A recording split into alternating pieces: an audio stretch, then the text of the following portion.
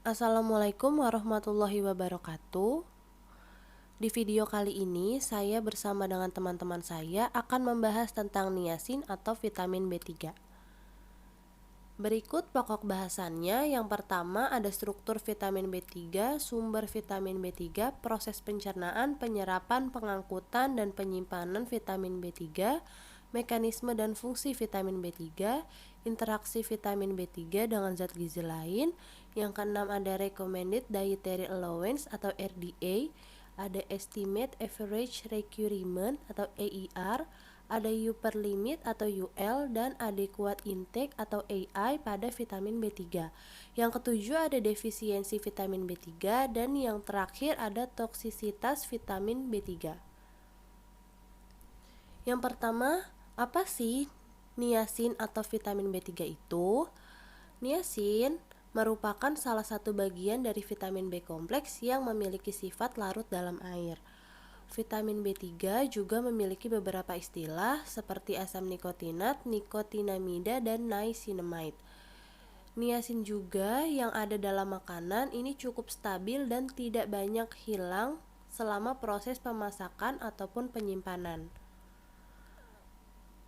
Struktur vitamin B3 pada gambar 9.17 itu secara struktural asam nikotinat adalah asam piridin 3 karboksilat, sedangkan nikotinamida adalah asam nikotinat.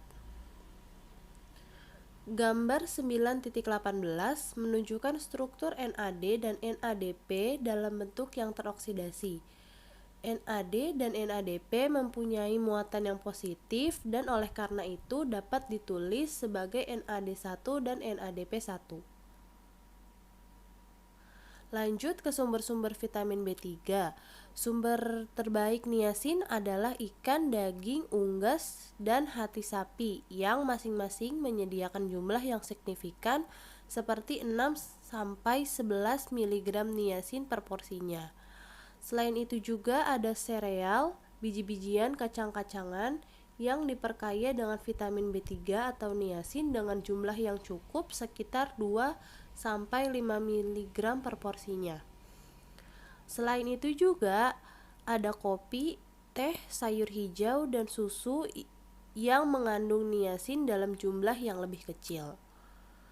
Selanjutnya, sumber vitamin B3 juga ada di usus besar yang memproduksi asam nikotinat yang dapat berkontribusi pada kebutuhan tubuh akan niacin.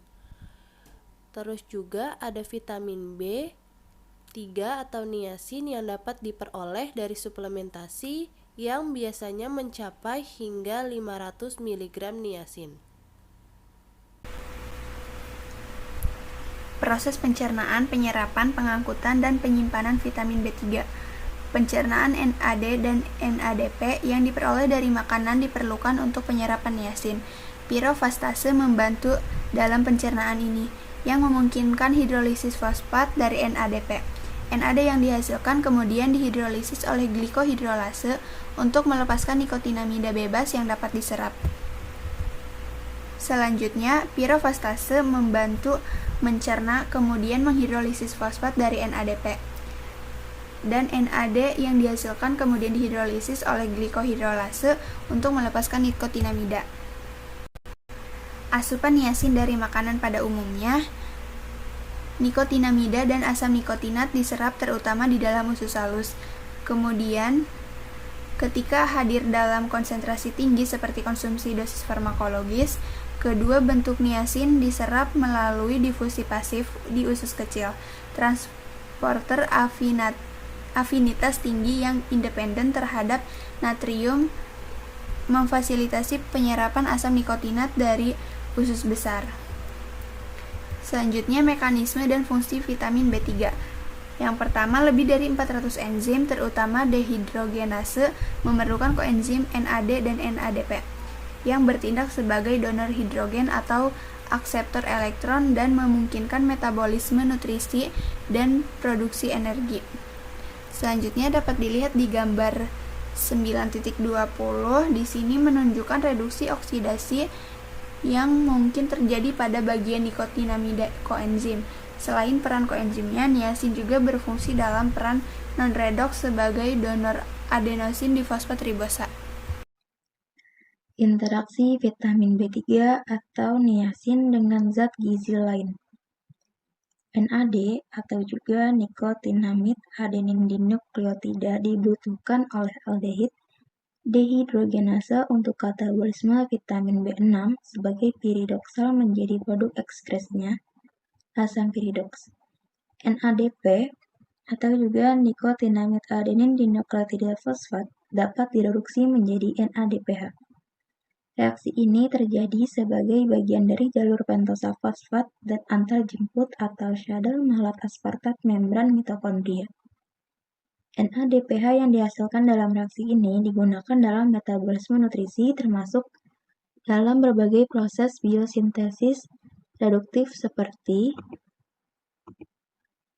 yang pertama yaitu ada sintesis asam lemak, yang kedua itu ada sintesis prolin, yang ketiga ada sintesis hormon kolesterol dan steroid, yang keempat yaitu ada sintesis deoksiribonukleotida atau juga prekursor DNA, yang kelima yaitu ada glutathione, vitamin C, dan regenerasi thioredoxin, dan yang terakhir yaitu ada sintesis koenzim folat atau dihidrofolat, ya terus ada tetrahidrofolat, 5-metil tetrahidrofolat, dan juga 5,10 metilan tetrahidrofolat. Dosis farmakologis asam nikotinat secara signifikan dapat menurunkan kolesterol total serum, triasil gliserol, dan lipoprotein densitas rendah atau LDL dan meningkatkan lipoprotein densitas tinggi atau HDL. Dan juga dapat mengurangi konsentrasi lipoprotein alfa. Asam nikotinat dapat berfungsi untuk meningkatkan lipid serum melalui interaksi dengan pasangan reseptor G protein serta interaksi dengan berbagai enzim. Vitamin ini juga dapat mengurangi lipolisis jaringan adiposa dan sintesis lipoprotein densitas sangat rendah FLDL hati yang melalui penghambatan diasilgliserol asil transferasa dan sekresi. Demikian juga pada proses produksi LDL.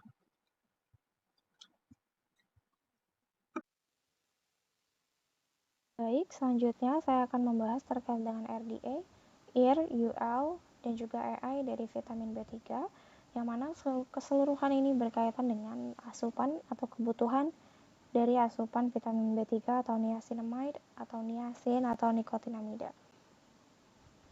Jadi sekitar dari 60 mg triptofan ini diperkirakan mampu menghasilkan 1 mg niacin. Dan niacin total yang diberikan ke tubuh itu biasanya dibentuk sebagai asam nikotinat atau nikotinamida yang berasal dari triptofan tersebut ya. Dan rata-rata makanan yang berasal dari Amerika atau makanan yang orang-orang Amerika itu biasanya mengandung sekitar 900 mg triptofan setiap hari. Dan dia sudah mampu menyediakan 50% asupan niacinamide per harinya. Adapun RDA untuk niacin bagi pria dan juga wanita dewasa masing-masing berkisar 16 dan 14 mg setara niacin per hari. Perkiraan kebutuhannya masing-masing adalah 12 mg dan 11 mg niacin. Pada kehamilan atau kejadian kehamilan dan juga menyusui, itu RDA-nya akan meningkat menjadi 17 hingga 18 mg setara niacin. Adapun defisiensi niacin atau kejadian yang timbul akibat dari kekurangan niacinamide.